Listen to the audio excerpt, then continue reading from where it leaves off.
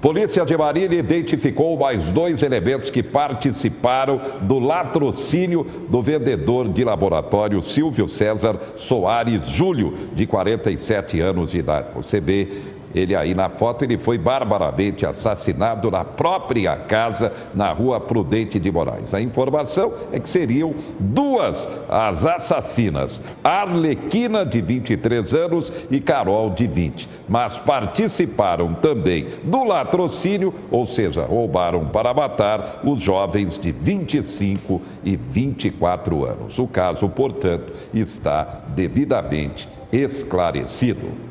Uma data que não pode passar em branco em termos de saúde pública. Neste dia 14 de março é lembrado o Dia de Alerta à Incontinência Urinária. Um problema sério e que a população realmente precisa ficar atenta. Você confere a informação.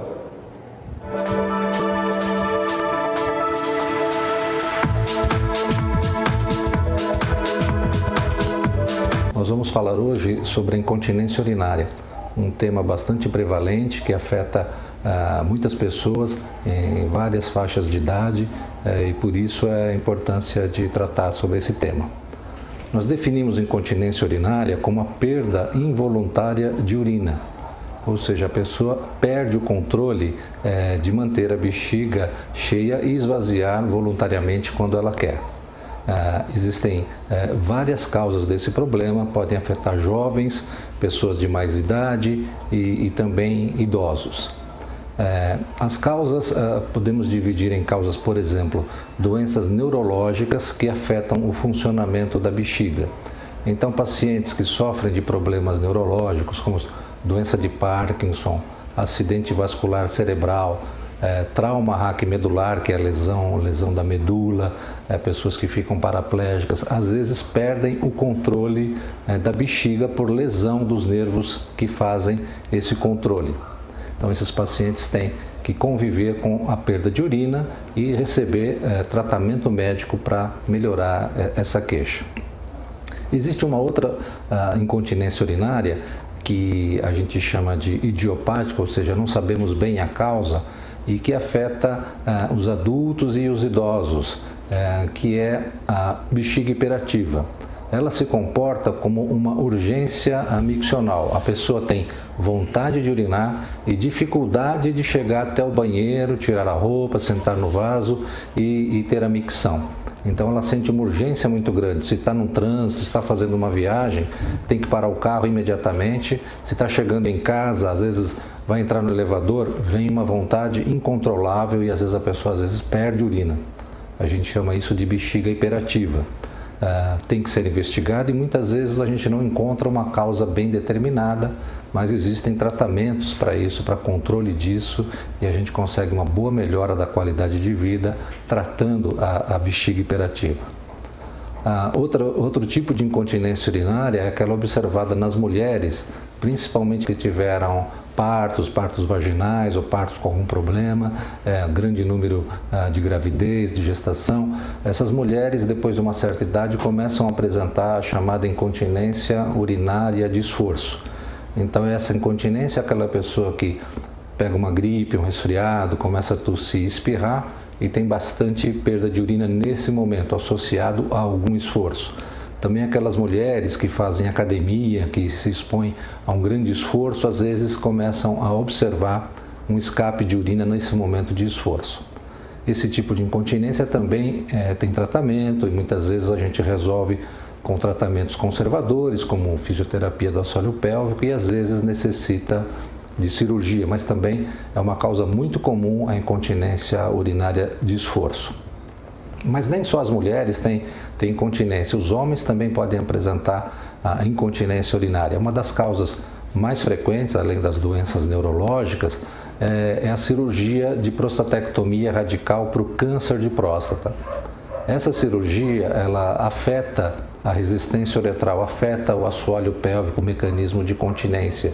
E depois dessa operação, que é feita para o câncer de próstata, uma parcela dos homens, que a gente estima entre 5% e 15%, apresenta algum grau de perda urinária. Isso compromete bastante a qualidade de vida, os homens ficam bastante afetados com esse problema. Geralmente, ela aparece em momentos de esforço.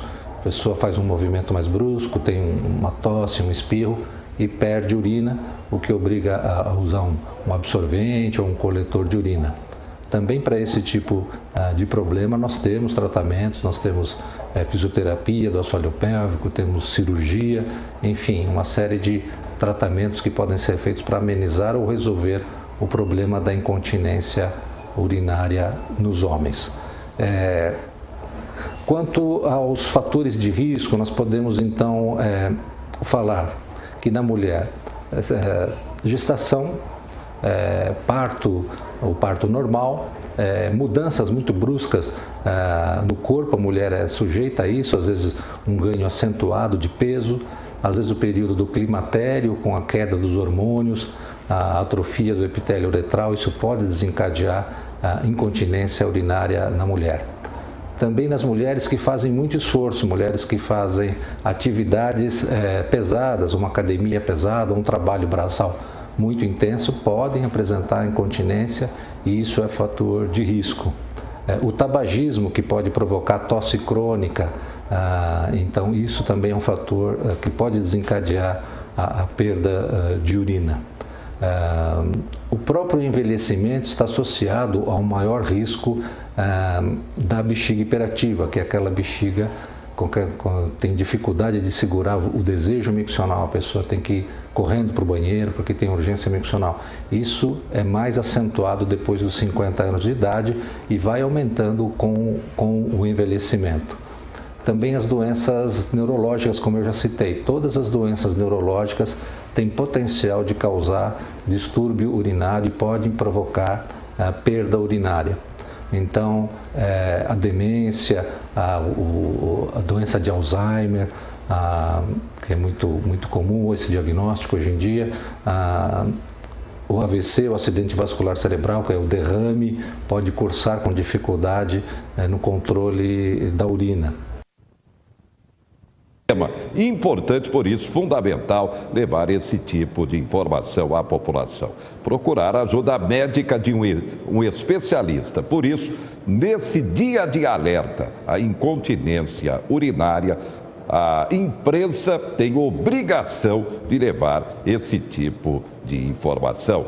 Destaques do momento da imprensa em Garça. Garça prepara a campanha Cidade Limpa. Faneco, o ex-prefeito de Garça e hoje secretário da administração do governo Daniel Tato aqui em Marília, presta depoimento à CPI dos medicamentos. Sebrae Móvel realiza atendimento no próximo dia 20. Dia do Consumidor terá atendimento especial na Praça Rui Barbosa, em Garça, nesta quinta-feira. Destaques do momento.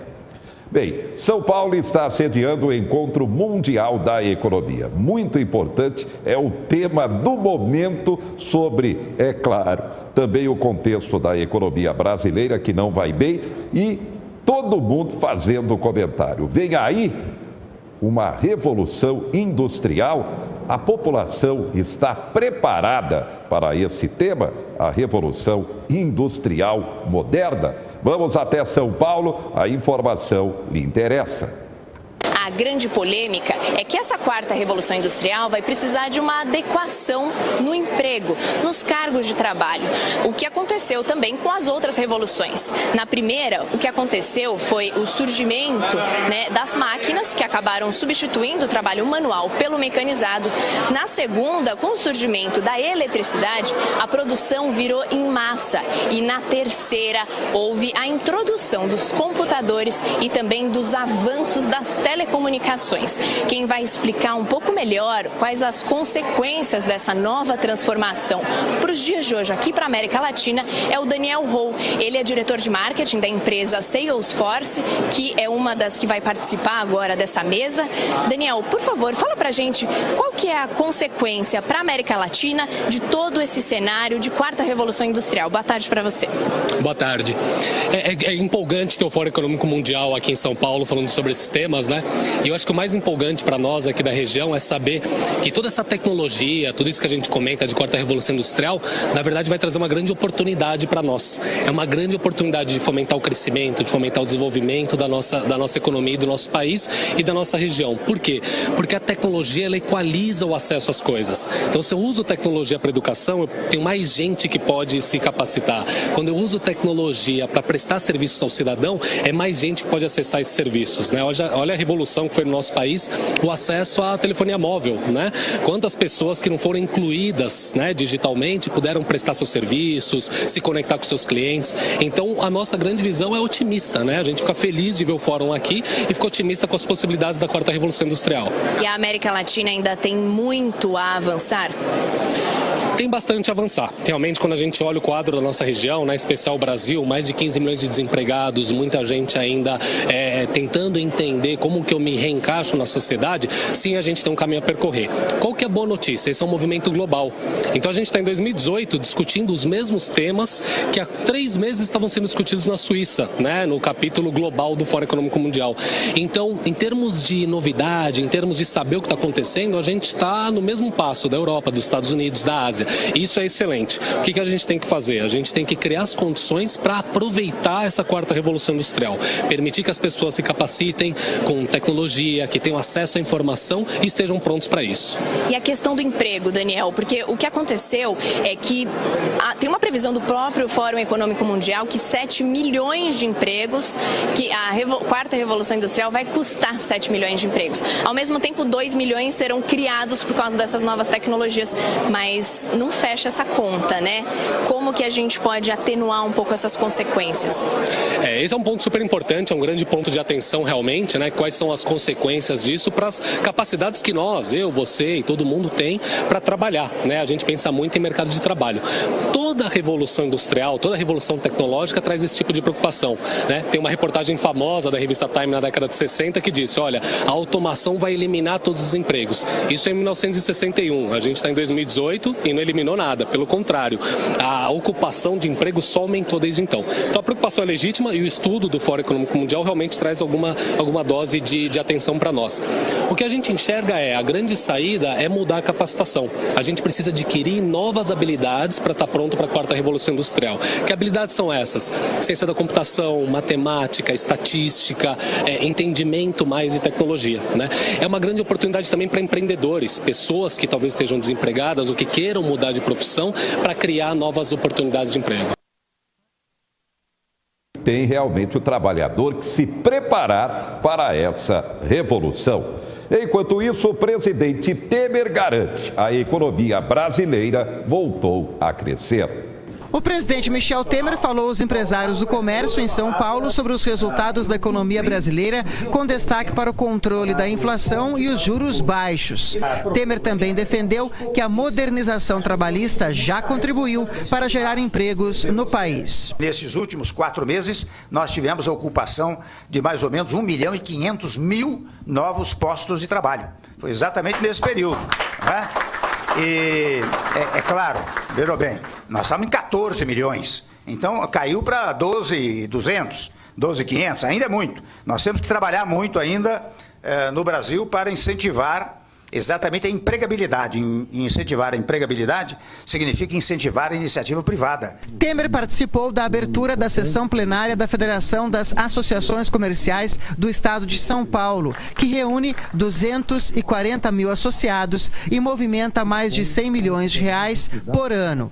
E os empresários da entidade demonstraram otimismo com o momento econômico. O Brasil teve uma recessão muito grande e nós temos agora uma grande expectativa de retomada de crescimento.